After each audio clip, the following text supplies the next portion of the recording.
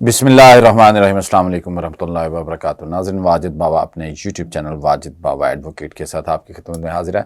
नाज़रीन, मैं आपको ये बताना चाह रहा हूँ कि जो डेवलप्ड कंट्रीज़ हैं वेस्ट में, मगरब में और उन ममालिक में जहाँ हम कहते हैं कि कानून इन लेटर एंड स्पिरिट इम्प्लीमेंट होता है, वहाँ पे कोई भी ट्रांजैक्शन, कोई भी एग्रीमेंट, कोई भी कॉन्ट्रैक्ट, कोई भी लीगल एसेंस रखने वाली चीज़ जब लिखी जाती है और दो फ्रीकैन आपस में कोई मुआहदा करते हैं तो वो किसी भी लीगल माइंड, लीगल फॉर्म के बगैर एग्जीक्यूट नहीं होती।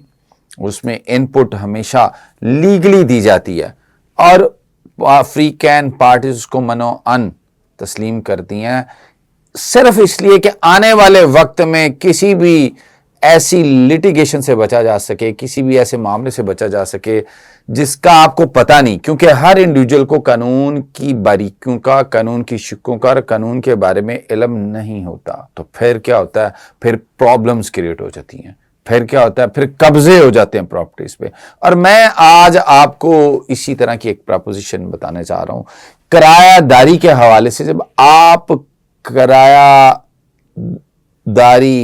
मुआहिदा लिखें तो आपको क्या करना है, किस तरह जाना है, क्या उसे रजिस्टर करवाना है या नहीं करवाना।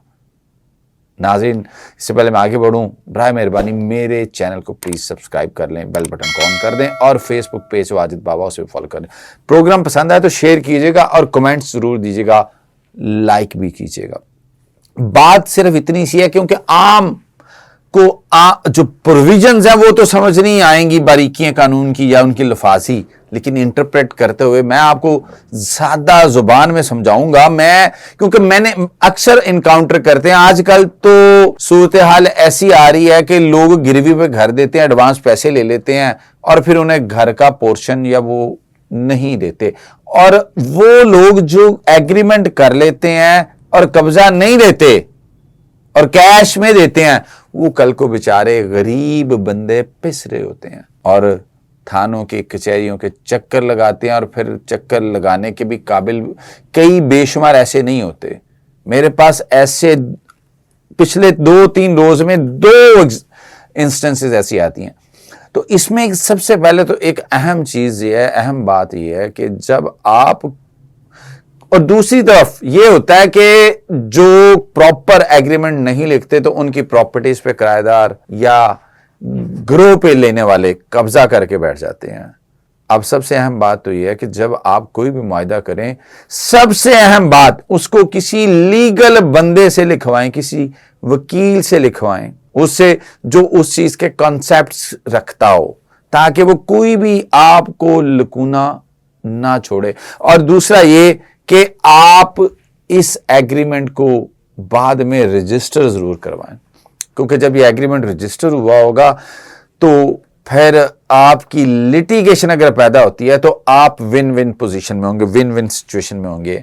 और जब भी आप कोई किराएदार या किसी को गिरवी पे दें तो आप देने से पहले छानबीन, छान फटक और अच्छी तरीके से उस बंदे की वेरिफिकेशन कर लें। किसी दोस्त, यार या किसी भी जानने वाले के कहने पे कि यार इन्होंने दे दो, साढ़े जाने ना लेने, तो ऐसे मत करें, ऐसे ना करें। क्योंकि जब कुछ वक्त गुजरता है वो आपके घर के अंदर रहना शुरू हो जाते हैं, तो फिर उनको घर से बाहर निकालना एक बहुत बड़ी पहेली बन जाता है और कानून उस पहेली को सुलझाते सुलझाते टाइम लेता है। मैं आपको यहां पे बताना सिर्फ ये चाह रहा हूं कि कोई भी मामला, कोई भी चीज आपकी नेग्लिजेंस और गफलत की वजह से बिगाड़ का शिकार होती है। क्योंकि हमने पहले 5 लोगों को मकान दिया, वो आए, किराए पे दिया, वो आए, खाली किया और चले गए। हम सोचते हैं कि जो छठा हमारे मकान में बतौर किराएदार है वो भी वैसा ही है, लेकिन पता चलता है कि हालात बदल गए हैं और वो शख्स उस लेवल का, उस कैटेगरी का नहीं था। अब क्या होगा? वो आपको डिस्टर्ब और तंग करना शुरू हो जाएगा। अब जब आपको वो तंग करेगा, डिस्टर्ब करेगा, तो जाहिर बात है ना वो आपको किराया देगा और ना ही वो आपको आपकी प्रॉपर्टी का कब्जा वापस करेगा, जिसके लिए आपको अदालतों के चक्कर लगाना पड़ेंगे और अदालतों में जाके आपको इस हवाले से ایک لمبی لٹیگیشن کا سامنا ہوگا. لیکن اس کے برعکس اگر آپ نے پراپر اس کے اندر لکھا ہوا ہے، جو چیزیں لکھی ہیں ایگریمنٹ میں اور باقاعدہ کسی لیگل کاؤنسل سے کروائی ہیں، تو وہ آپ کو اس کے کنسیکوینسز اتنے نہیں بھگتنا پڑیں گے جتنے کہ آپ کسی عام بندے سے یا خود اس پہ ٹرسٹ کرتے ہوئے ایگریمنٹ کر لیتے ہیں. کیونکہ جب 11 ماہ کا فرض کریں کسی بندے نے 2-3 سال رہنا ہے اور پھر آپ 11 ماہ کا ایگریمنٹ لکھ لیتے ہیں اور پھر اسے رجسٹر بھی نہیں کرواتے، تو آپ نے تو اپنی پریپوزیشن کو غلط کر دیا، خراب کر دیا. اور آپ کو جس چیز کا پتہ نہیں ہے کہ آنے والے وقت میں آپ کو کن کن چیزوں کا، کن کن معاملات کا سامنا کرنا پڑے گا. اور دوسری بات یہ کہ جب بھی آپ کسی کو کرائے پہ دیں، لیٹس سپوز کہ ایک بندہ ہے وہ کرائے پہ گھر لینے آ گیا ہے، بعد میں پتہ چلتا ہے وہ بندہ اس گھر میں رہ نہیں رہا، اس کی جگہ کو اور لوگ گھر پہ رہ رہے ہیں. اس چیز کا باقاعدہ آپ نے خیال اور احتیاط کرنی ہے. اب تو پولیس کے پاس بھی یہ کرایہ نامہ جا کے اندراج کروایا جاتا ہے. تو اس چیز کو آپ نے پراپر پیریوڈیکلی آپ کو اس چیز کا حق حاصل ہے مالک مکان کو کہ وہ کسی بھی وقت اجازت لے کے اس گھر کے اندر داخل ہو سکتا ہے. اور جب آپ ایگریمنٹ کریں ایٹ لیسٹ یعنی کہ آپ یہ بھی پوچھ سکتے ہیں کہ کتنے افراد آپ کی فیملی میں ہیں جو اس گھر میں رہیں گے، اس پریمیسز میں رہیں گے. اگر آپ کو لگتا ہے کہ اس سے زیادہ افراد رہ رہے ہیں تو آپ اس ایگریمنٹ میں باقاعدہ طور پہ لکھیں گے کہ میں 1 ماہ کے نوٹس یا 2 ماہ کے نوٹس پہ آپ سے یہ گھر خالی کروا سکتا ہوں. لیکن وہ نوٹس ایک نارمل سچویشنز میں ہے. لیکن جب آپ دیکھتے ہیں کہ جتنے 6 افراد کا کہا تھا وہاں پہ 12-14 افراد رہ رہے ہیں، بلکہ ایک اور فیملی آ کے رہنا شروع ہو گئی ہے یا سبلیٹ کر دیا ہے، تو یہ چیزیں پھر آپ کو ان تمام معاملات میں الجھا دے گی جن کا آپ کو ادراک بھی نہیں ہے. اس لیے آپ کی غفلت ہی آپ کی پراپرٹی پہ قبضے کا باعث بن سکتی ہے. قانون میں یہ اگر فرض کریں اگر آپ نے لیٹ سپوز اور پراپرٹی اگر آپ کی ہے اور آپ ایگریمنٹ نہیں کرتے کسی کرایہ دار سے اور آپ کا کوئی بھائی بہن کر دیتا ہے تو وہ بھی غلط بات ہے.